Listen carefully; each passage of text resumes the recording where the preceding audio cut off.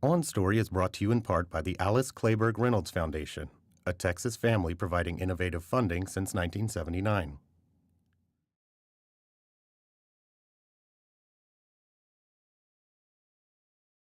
Funding also provided by John Paul and Eloise DeJoria.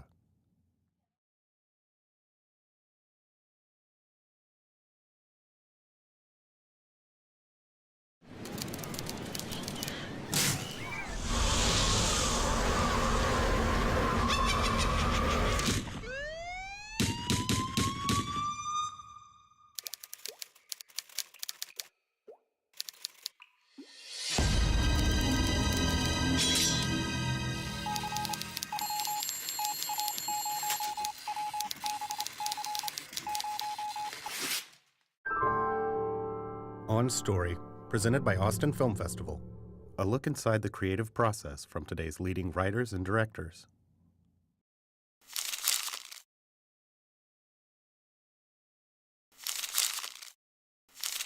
The key is to invest the audience in the journey that the characters are going on. So it's not even so much a matter of what the outcome will be, but what it's going to be like for them in trying to in reaching that conclusion. And how will they be once they get there? In the broadest terms, maybe they'll live, maybe they'll die, but will they be broken? Will they have lost something that we care about? Will they be, vindicated or validated in some way? What is the human journey going to be?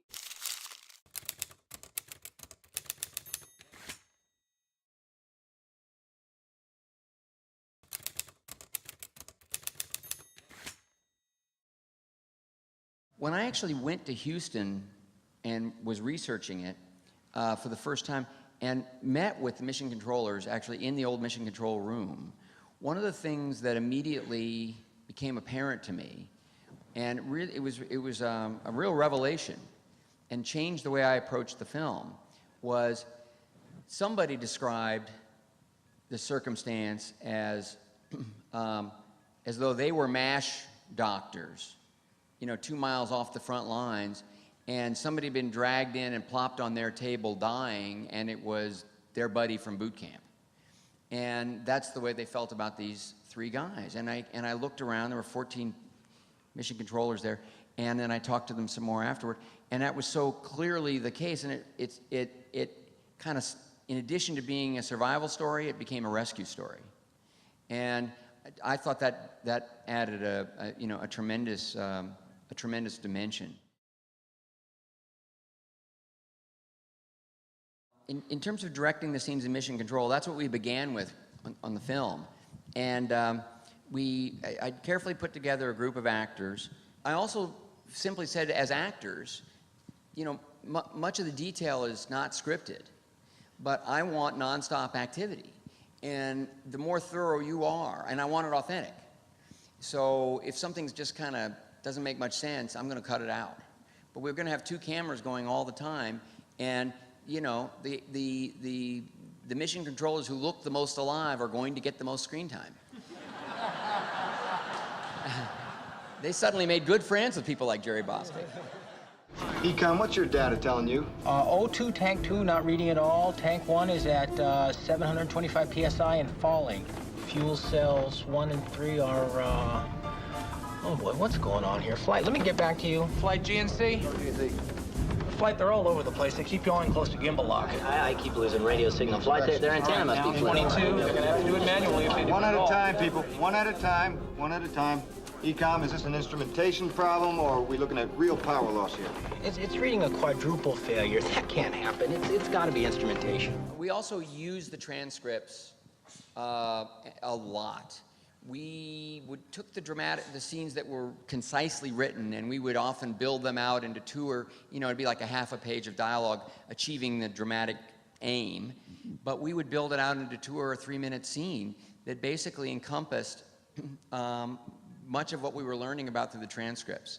And so the first cut of the movie was extremely long, and we had to take much of it back to more or less what was scripted, but it was infused with this air of authenticity, and all the actors in the capsule and all the actors in Mission Control really knew what the procedures were about, and they were following them. And so it gave it a kind of a logic that I think resonates.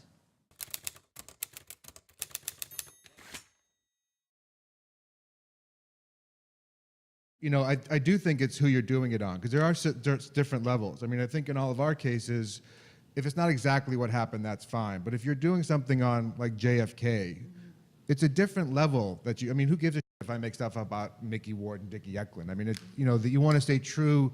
You know, obviously, I think you do owe something to the truth. If there was, and I think we tried to, certainly Dickie was a squirrely character and he'd done time and he'd maybe or maybe not killed somebody. So it's sort of like you have to get a sense that you're not presenting that character like he's a saint. You owe something to that, but you don't necessarily owe something to the literal truth.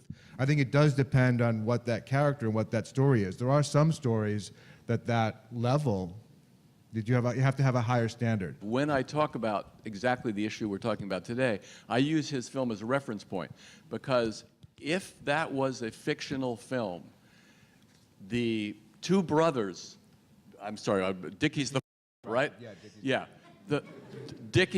Mickey would not take Dickie back as his trainer. Everything in the film says he needs to get rid of Dickie in order to move on. He's got a wonderful woman now. He doesn't need his brother. His brother's going to destroy his life. And then he takes Dickie back. Well, it's great because it feels real. You're going like, holy, this is exactly what human beings do. And I'm afraid it's going to him up again. He's going to lose again because he did that. But he doesn't lose. He wins. And we're feeling like, you get that goosebump feeling that you have in real life when things don't quite make sense, but at another visceral level they do. Dickie's a junk bag. Hey. He's a junk bag. You shot. I'm 8 months sober. Oh, yeah, and I'm sure you're gonna need something for something now that you're out. Oh, my back, oh, my back. You always picking on huh? And what about O'Keefe? We're in the same boat.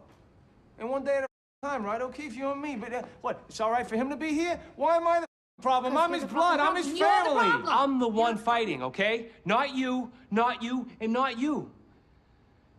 I know what I need. And you need Dickie? I want Dickie back. And I want you, Charlene, and I want O'Keefe. I want my family. What's wrong with that? I was fortunate that Mickey and Dickie kept calling me, which they still do, and I have their messages. And the amazing is... They're still working on the film, Scott? Yeah, they're working on Fighter 2. But and I'm not kidding. But the dynamic still exists between them. The reality is it never changed. It's the same dynamic. And I would keep those messages on my machine, and I would be able to go back and play them. And I could write anything in their voice now because because you couldn't make that stuff up, and that dynamic. I know almost with every scene they come to now how those guys would react. It's like sort of, you couldn't, and with any other character I've created myself, I would never know that.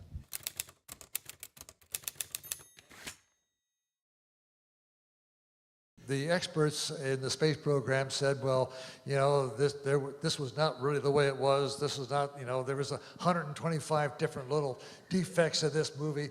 And like, you know, Lovell didn't have a red Corvette, he had a blue Corvette. You know, things like that. But if you see the final sequences of the movie, which you just saw, where we had to do the manual burn, and the Earth is in the background, the film is being shot with behind the vehicle, and you can see the flames coming out of the engine, and we're moving back and forth like this to try to get on the proper course. This is burning. Oh, yeah. Master arm off. Okay, here we go. Unit regulators on. RTSs go 10% thrust. Right around. Actually, that was not the case. We were burning vertical to the way we're coming into the Earth, because we had to change the angle coming in to make a safe landing. And when I mentioned that to Ron as a consultant, and he said, it's a lot more dramatic to show you coming this way.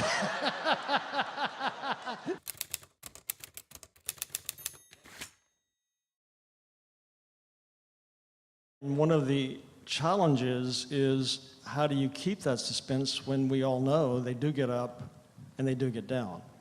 And Ron and I were talking about this earlier, is that part of the things we considered from the beginning was a kind of tripod, with the capsule being one, mission control being the other, and the family being the third.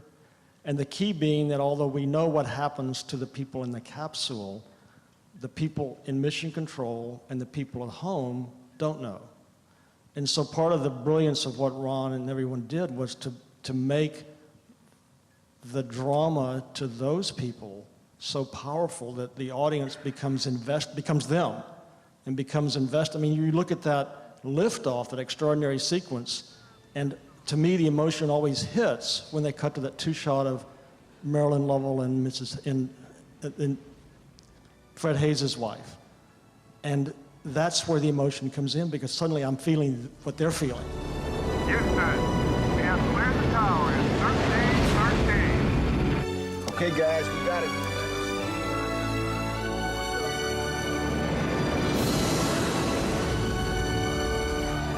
And you might sort of have an idea about, you know, what the outcome might be. You might have a sense that it's going to be okay.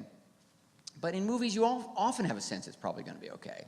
The idea of really investing in, personally, what the journey meant to them individually, starting with the Mattingly Swaggart switch, starting with Lovell's desperate need to want to go, and getting the mission, and it frightening Marilyn, his wife, and all of those very human touchstones that we can all relate to. By identifying that and really building on it, it creates suspense. And the idea is to sort of get the audience off of the big picture and follow the details. And what price are they paying enduring this thing? What's it cost? What's the test like to their character, to who they are? Are they going to make it? How are they going to hold up? Emotionally, in addition to physically. I think you have to empathize with your characters and sort of feel for them. I mean, I think the journalist take for me was just sort of, I'm going to interview you and try to find your story and be a parasite in that way and sort of see what you can get. But I think you have to care about your characters. Yeah, I mean, I also would have used the word empathy rather than sympathy. You become your characters, whether they're real or not. You are inside those people, and you have to find who they are. And I think sympathy means, again, it creates this level of obligation. You know, I need to present this person a certain way because that's what they would want. You have to sort of be inside your character in a way to sort of write them, not only looking over your shoulder, right, but sort of like I'm there with that person. That's why some people are impossible to really know. I mean, to me, like an example of that, a movie that does that amazing is Amadeus. I mean, how could anybody feel like Mozart? I mean, you know, there's like, no, I couldn't anyways, understand that level of genius. But everybody's Soliari, everybody feels like I'm a loser, right? It's like, I could write that character and then his way into the other character. So it's trying to figure out that way in to what you're gonna write.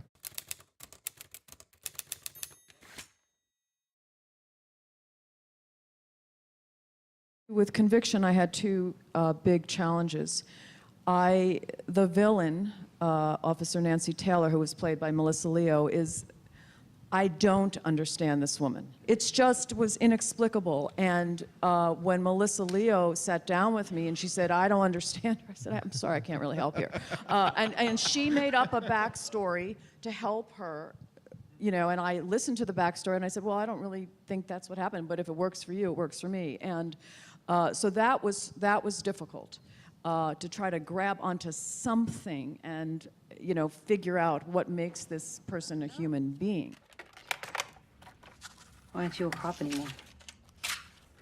I left the force when I got married. Really? You mean it had nothing to do with you framing another cop? I beg your pardon? What was his name? Oh, yeah, Stanley Randall. He found out that you were dirty, so you got a waitress from the Rusty Scupper to accuse him of rape. Is that what they told you over there? I'm sure you can imagine what it was like to be the only woman on that police force. I wasn't dirty. And the rape charge wasn't false. I don't know how to really embody that level of denial and self-justification. So that was just, I couldn't figure out what made her tick, which for me as a writer is difficult. I need to understand and be able to analyze my characters and where they're coming from, even if I don't approve of where they're coming from. I love to write villains, you know, it's like the bad part of yourself. I mean, I always feel like, you know, when you're writing something, you kind of fracture yourself into all your characters. So that if you were to put all those characters together, that would be a snapshot of who you, Scott, is at that one particular moment in time. Well, for me, like, you know, I'm a nice person, but, you know, I have a lot of horrible thoughts. And so when I'm writing a villain, I'm getting to exercise that part of myself. So I've written people who shot children, and I don't have any problem writing them. It's like they think they're doing the right thing. I mean, to me, everybody believes they're doing the right thing. If you can just see from their perspective, she thought, the DNA evidence is wrong. She's seen, these cops up and they collect evidence improperly, and therefore the evidence is wrong. Whatever it may be, or they have a justification and they think they're right. To me, it's a blast.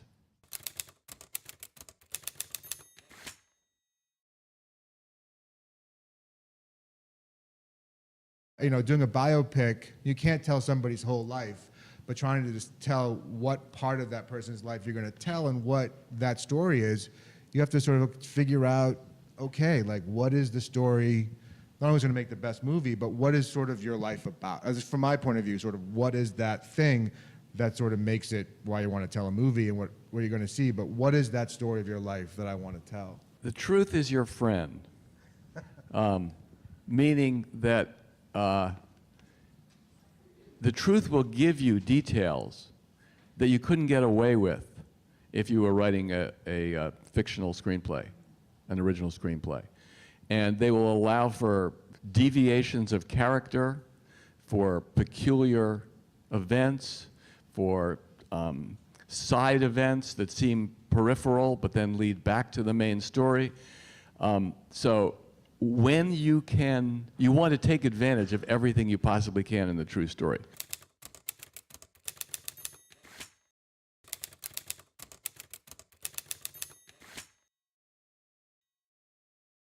Hi, my name is Daniela Scherer, and I'm the animator and director of the short film Overnight Stay. The film is an animated documentary about an experience my grandmother had when she was a teenager.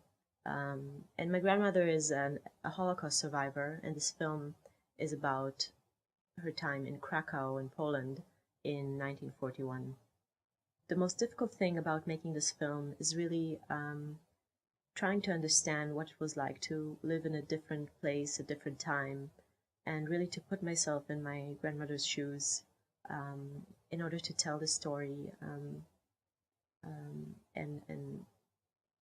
understand it emotionally. So what I hope audiences will take away from this film is really what I take away from my grandmother's story, which is knowing that a really, really small or even mundane act of kindness towards someone who might be in a low point in their life or in trouble can make a really huge difference.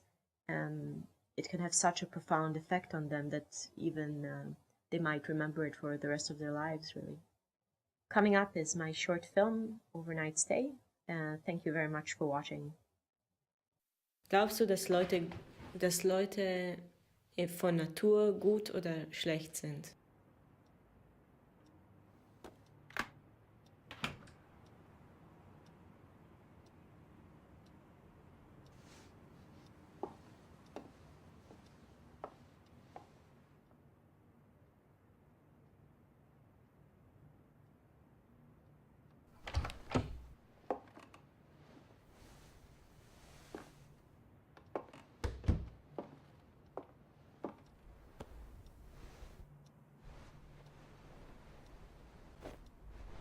Weil so 83 Jahre ist viel Zeit und man erlebt vieles. Und wenn man gutes Gedächtnis hat, da oft legt man sich ins Bett und bearbeitet das alles. Nicht? Ich habe so viele Erinnerungen, die sitzen so fest im Kopf, dass ich das immer weiß.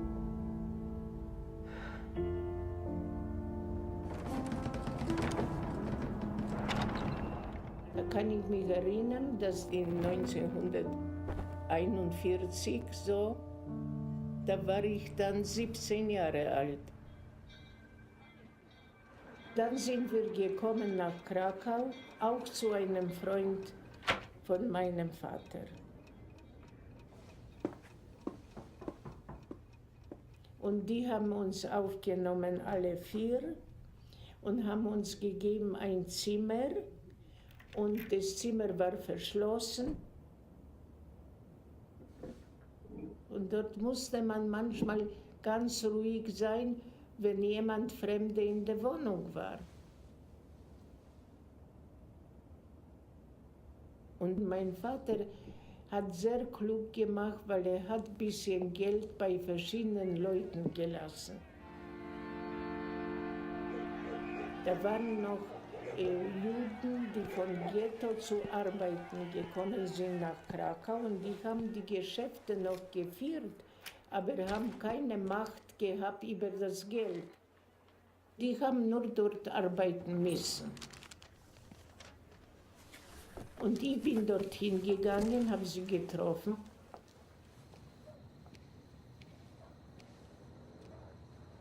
Und ich wollte mit dem Geld zurückkommen am Abend zu der Wohnung und ich konnte nicht reingehen. Weil unten stand so ein junges Paar. Und die sollten nicht sehen, dass ein Fremder kommt hier rein, sonst hätte ich für meine Mutter und die 2 Schwestern verraten.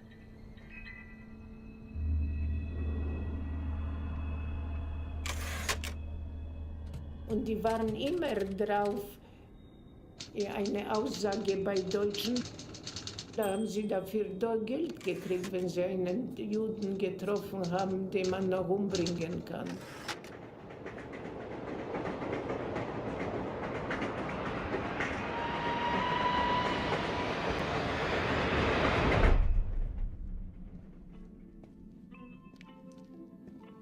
Und so bin ich gegangen und da habe ich eine Adresse gehabt, wo eine Frau Schwarzhandel gemacht hat. Und die hat auch angenommen, Leute zu übernachten. Und da bin ich dort gegangen, ich musste doch irgendwo über Nacht bleiben. Und da bin ich rein.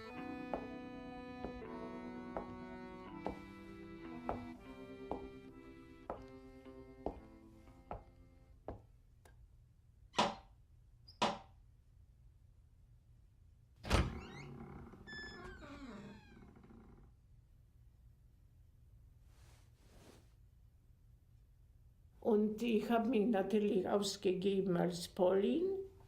Und da habe ich gesagt, dass meine Familie ist weg, man hat sie nach Deutschland genommen zu arbeiten und ich will auch nach Deutschland gehen arbeiten. Ich habe ihr gesagt, ich habe kein Geld. Und sie hat gesagt, wenn ich ihr die Küche sauber mache, brauche ich ihr nicht bezahlen. Und ich habe ihr die Küche sehr sauber gemacht. Das war wahnsinnig dreckig, weil sie hat mit Kindern gehandelt und sind die Kinder spazieren gegangen und haben natürlich ihre Zeug gelassen. Die sind nicht ins Klo gegangen. Und dann hat sie mir gegeben so ein Feldbett, weißt du, so wie bei Soldaten haben so Feldbetten, wenn sie irgendwo sind. Und die hat sie gesagt, da kann ich schlafen. Und hat mir eine Zudecke gegeben. Es war aber Winter und war kalt.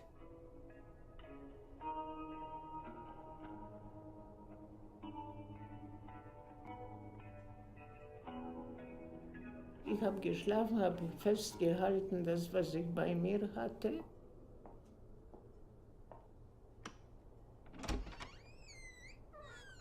Und in der Nacht ist die Frau aufgestanden und ich habe bemerkt, dass sie mich mit noch etwas zudeckt.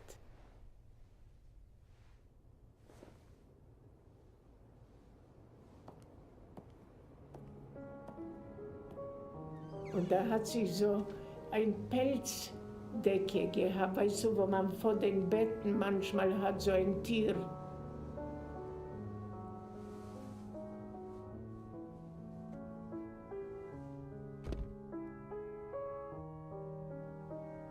Und hat mich mit dem zugedeckt und das war so schön warm und ich habe angefangen zu heulen. Aber das war schön von ihr. Ja.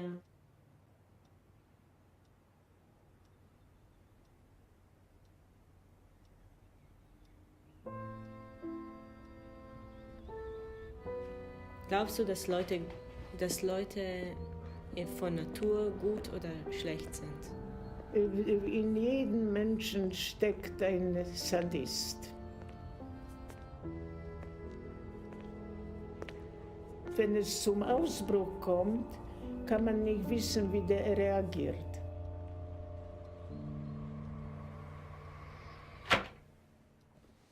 Jeder Mensch kann gut sein und schlecht. Natürlich gibt es gute Menschen oder schlechte. Im Krieg kann ich mich nur erinnern an den Menschen, was mir geholfen haben. Es waren natürlich die guten Sachen. Danke, Oma. Bitte.